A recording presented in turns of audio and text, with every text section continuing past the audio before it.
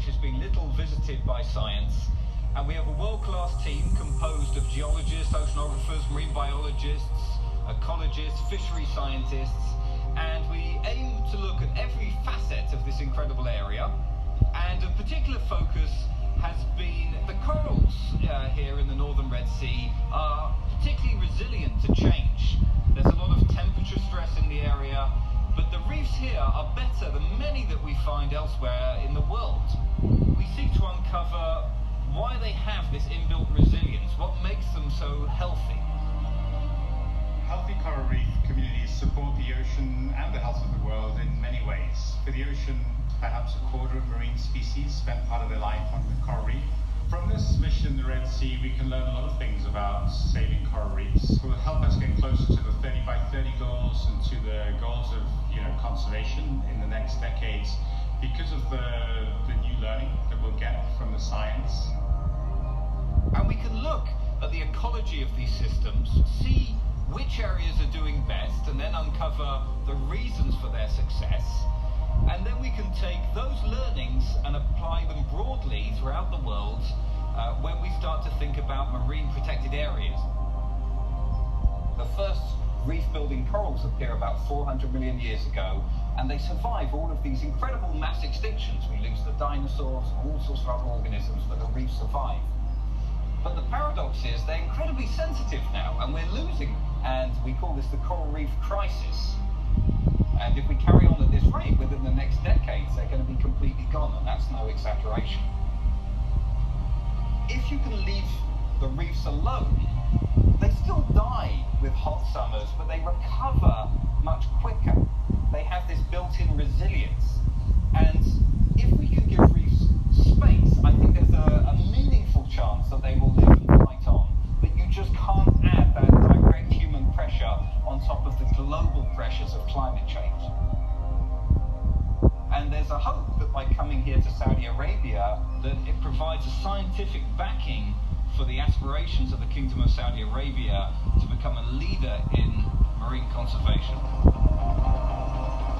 There are, hundreds of millions of people around the world who are very dependent on reefs, and that needs to continue because they don't have much else. It means businesses such as the tourism industry, shipping, and other sectors really working out how they can benefit from the reef systems without harming them. Because they are the principal beneficiaries, they really need to invest in the solutions. And a lot of that protection needs to happen in working seascapes where people are using the sea dependent on it, developing countries in particular.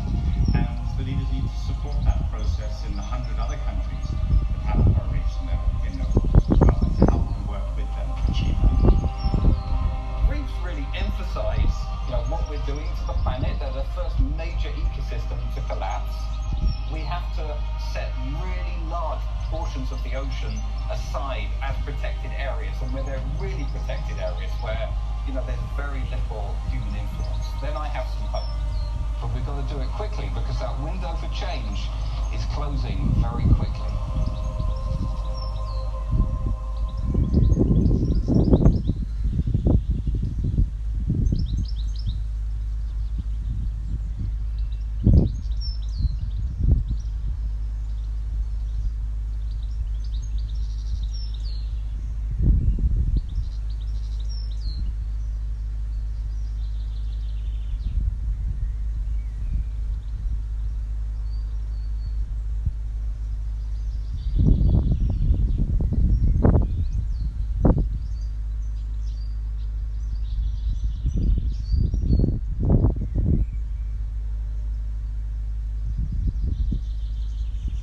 Two of the largest marine protected areas in the world are in U.S. waters and off limits to commercial fishing.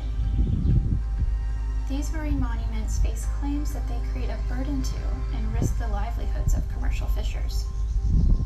Marine protected areas, or MPAs, like the Papahanaumokuakea and Pacific Remote Islands Marine National Monuments, are designed to promote biodiversity, build resilience against climate change, and increase stocks of commercially important fish species.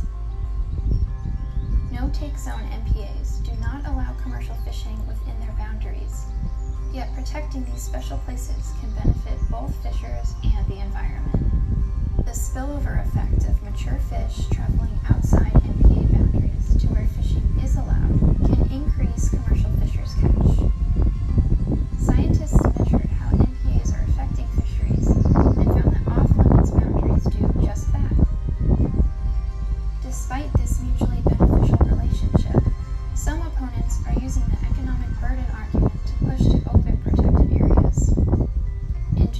2020, U.S. President Trump reopened the only marine national monument in the Atlantic Ocean to commercial fishing. Join Oceana to protect special places like marine protected areas.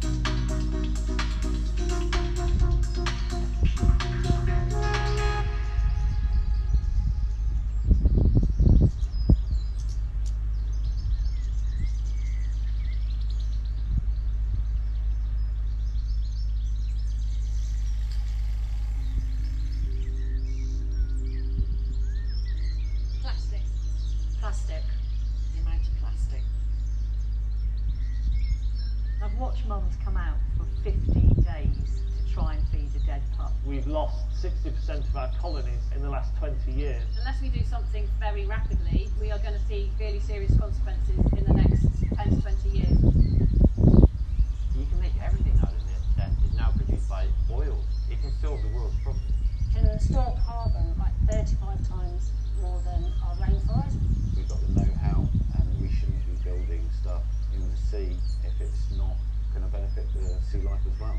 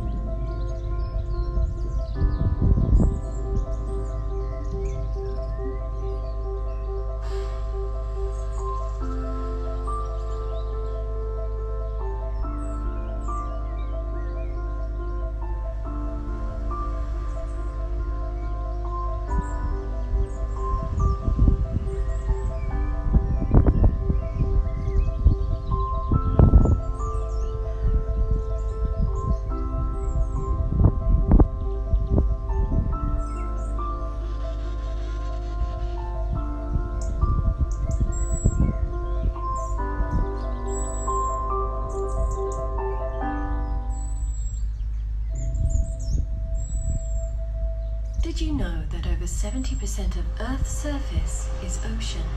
And wherever you are, whatever you're doing, you're strongly connected to it. How? Through weather systems and climate regulation services which it controls, the fresh water which it cycles and provides, and most importantly, through the oxygen that it produces. Because over 50% of the oxygen we breathe comes from the ocean. It's the blue heart of our planet. Beautiful, isn't it? Breathtakingly beautiful, we would say. Literally, because every second breath we take comes from the ocean. You are the ocean. We are the ocean. Half our planet is unprotected by law, but we can change that. The high seas are beyond national waters. They belong to everyone.